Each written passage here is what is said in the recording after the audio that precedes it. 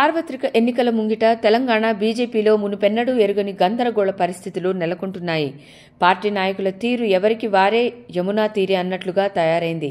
ఒకవైపు ఈటల బీజేపీకి good bye చెప్పేస్తారన్న వార్తలు హల్చల్ చేస్తుంటే, మరోవైపు బీఆర్ఎస్తో బీజేపీ పొత్తు, పార్టీ రాష్ట్ర అధ్యక్షుడు కిషన్ రెడ్డి, మాజీ అధ్యక్షుడు బండి సంజయ్ మధ్య విభేదాల వార్తలతో పార్టీ క్యాడర్లో గందరగోళ పరిస్థితులు నెలకొన్నాయి.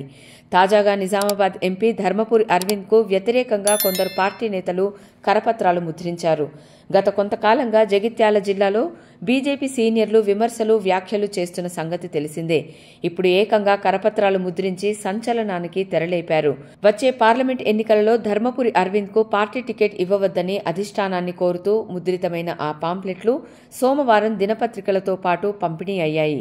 కళ్లకు చలవ కళ్లద్దాలు తీయడం, కారు దిగి ప్రజలతో మాట్లాడని ధర్మపురి నియంత అహంకారి.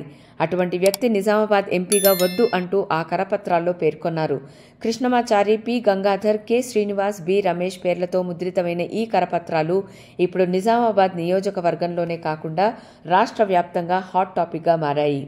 ఇటీవలి అసెంబ్లీ ఎన్నికల సమయంలో కూడా బీజేపీలో అంతర్గత విభేదాలు ఆ పార్టీ విజయావకాశాలను దెబ్బతీసిన సంగతి తెలిసిందే. ఎన్నికల ముందు బండి సంజయ్ను పార్టీ రాష్ట్ర అధ్యక్ష బాధ్యతల నుంచి తప్పించడం పార్టీ క్యాడర్ను నిరాశ నిస్పృహలకు గురి చేసింది.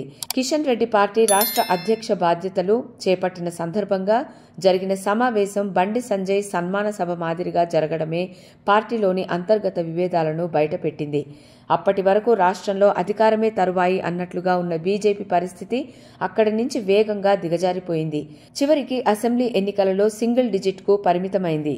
అప్పట్లో పార్టీలో అంతర్గత విభేదాలకు తోడు బీఆర్ఎస్తో లోపాయికారి మైత్రి ఉందన్న ఆరోపణలు బలంగా రావడం కూడా ఒక కారణంగా చెప్పవచ్చు.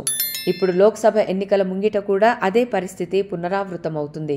పార్టీలో విభేదాలు భగ్గుమనడంతో పాటు కాంగ్రెస్ ప్రభుత్వం పిలిచిన మేడిగడ్డ పరిశీలనకు బీజేపీ డుమ్మా కొట్టడం, బీఆర్ఎస్ ఎన్డీఏలో చేరేందుకు బీజేపీ హైకమాండ్ సుముఖత వ్యక్తం చేసిందన్న ఆరోపణల నేపథ్యంలో లోక్సభ ఎన్నికలలో బీజేపీ తెలంగాణలో మరోసారి చతికిల పడటం ఖాయమని పరిశీలకులు విశ్లేషిస్తున్నారు.